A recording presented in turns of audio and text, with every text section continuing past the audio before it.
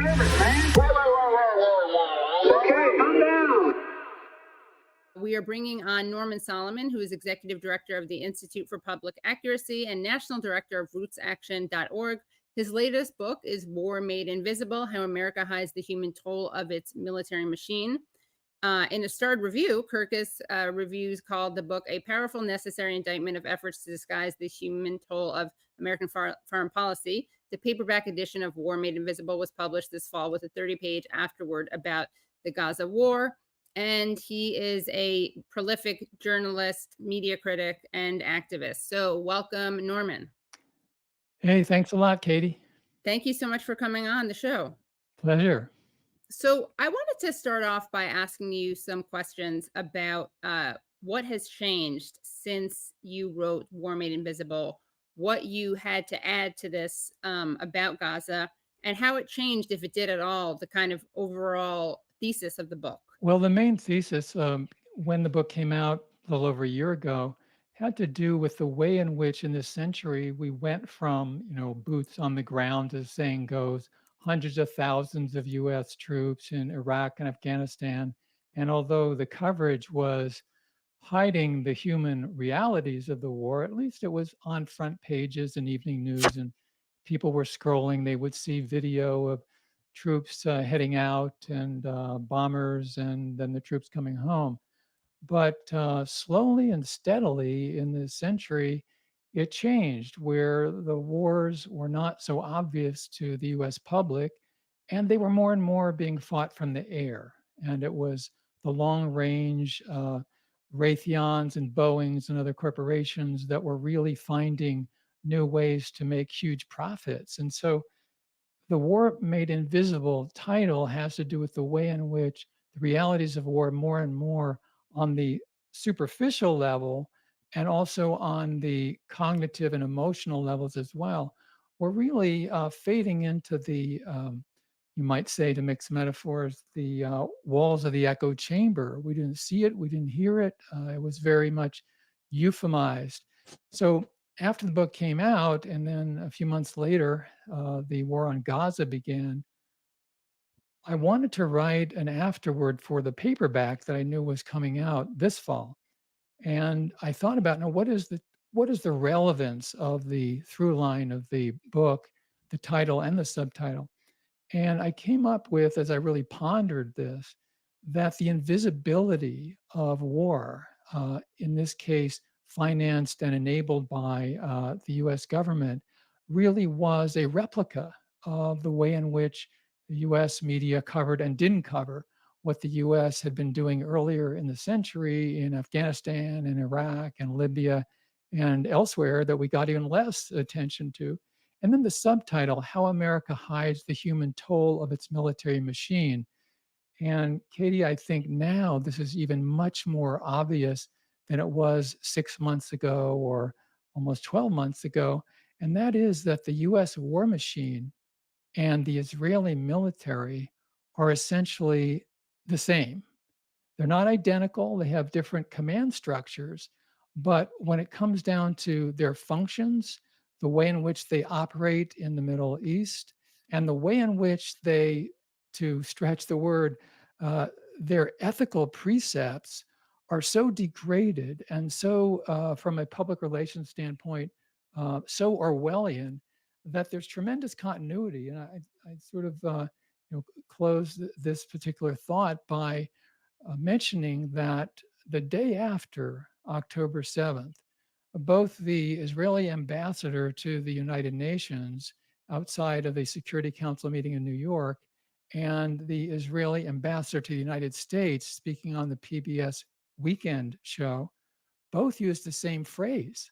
They said, "This is our 9/11." Obviously not a coincidence. They're both putting that line out. And on a surface basis, as I say in the book, that could sort of make sense to people. Oh, yeah, there was this terrible crime committed on October 7th, and it was a terrible crime. And so many Israelis died as a result of what Hamas had done. But what was not talked about on October 8th and isn't being talked about today in the mass media or Congress is that the response from the United States to 9/11, and the response to October 7th by the Israeli government is mass murder.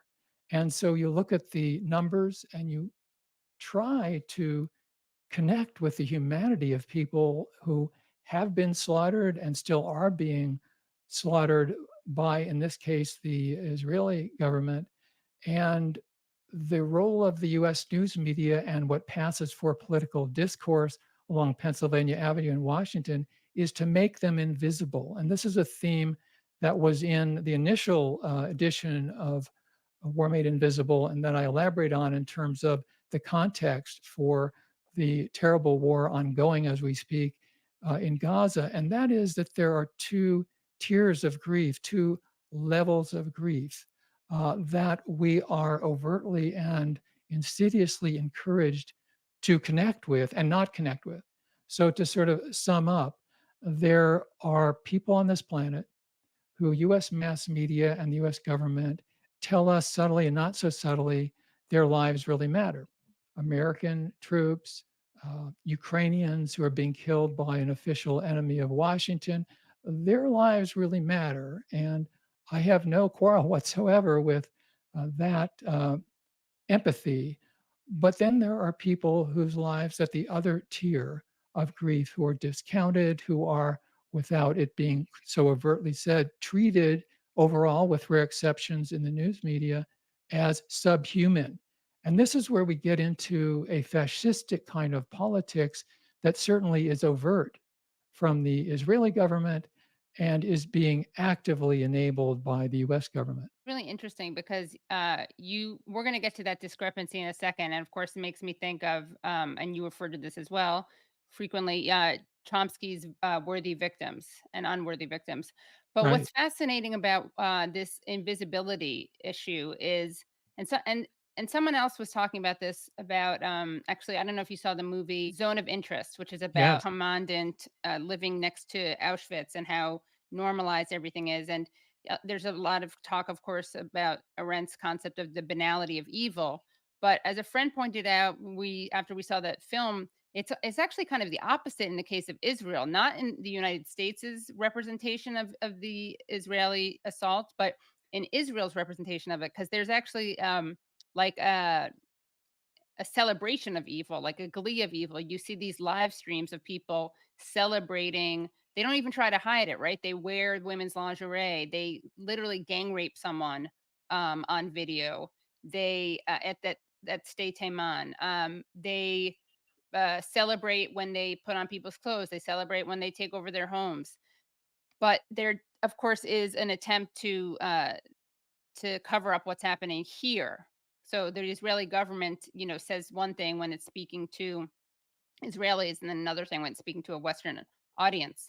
But in terms of the double standard that you just referred to, you actually, I'm going to quote something that is in your book. It's in from the extra chapter, and you refer to an intercept an analysis from the Intercept. So you say in-depth content analysis by the Intercept found that coverage of the war's first 6 weeks by the New York Times, Washington Post, and Los Angeles Times showed a consistent bias against Palestinians.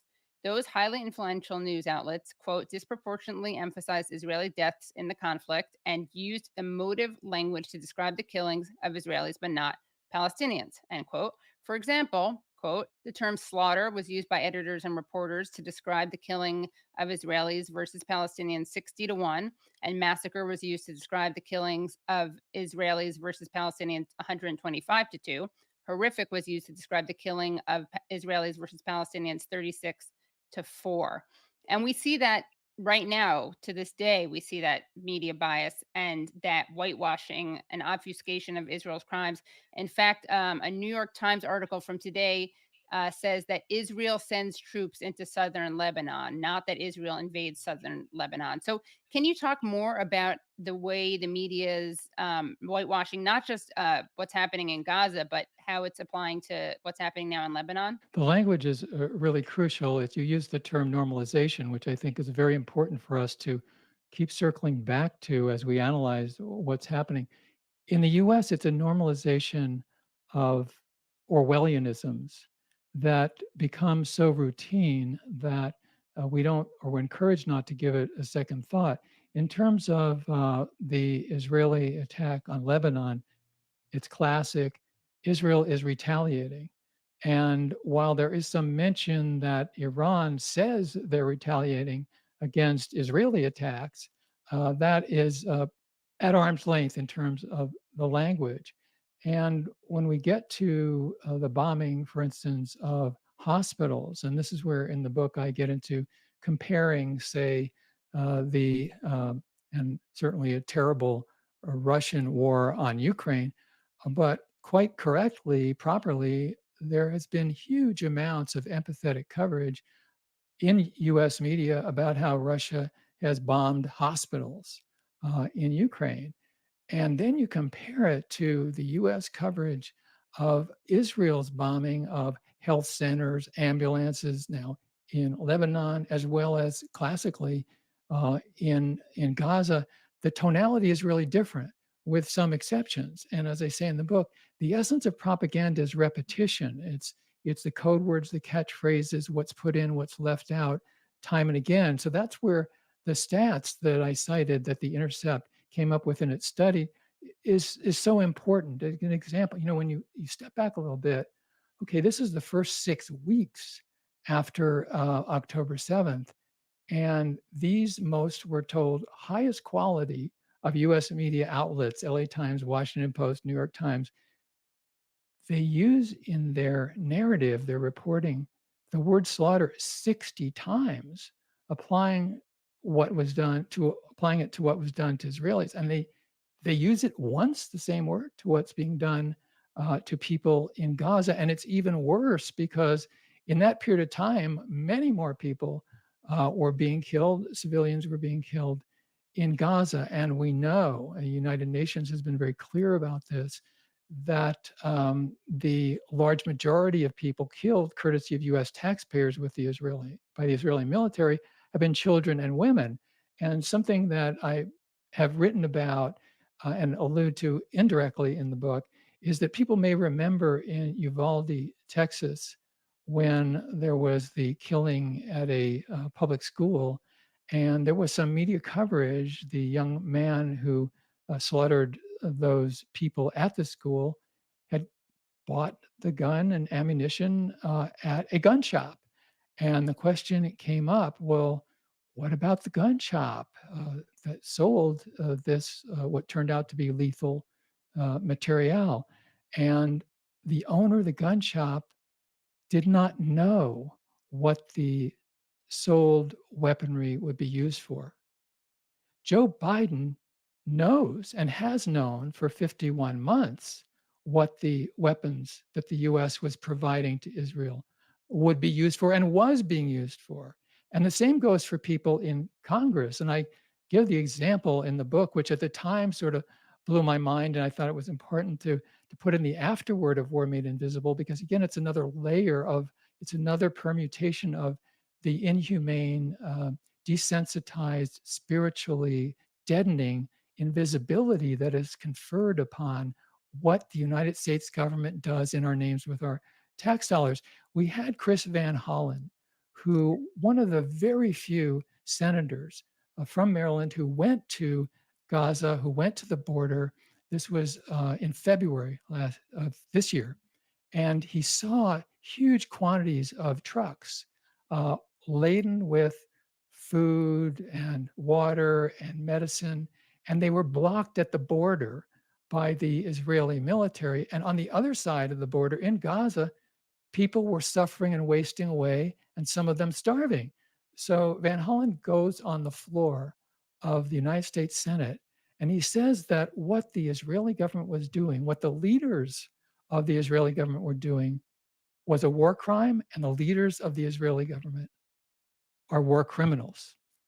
A few hours later, that same Senator Van Hollen voted in favor of $14 billion with a B dollars worth of weapons for Israel. So, we think like it's like a newspeak or doublethink in Orwell's book 1984, where a certain fact can be taken off the shelf when it's convenient, but then when it's inconvenient, you put it back. So a war criminal and then a few hours later, send them more weapons. Like, what is the point of his doing that? Of making the point that he makes if he's just gonna vote for it? Well, sometimes I think there's such a thin line between political analysis and psychoanalysis, Mhm. and it's hard to know, but I would say that the atmosphere of support for Israel, quote unquote, support for the quote Jewish state is so powerful that, to take an example more contemporary, more momentary, as we are in the last weeks of this presidential campaign, the polling is very clear nationally, as well as a YouGov poll in several of the swing states, that a substantial majority of the public, of voters, want an arms embargo on Israel.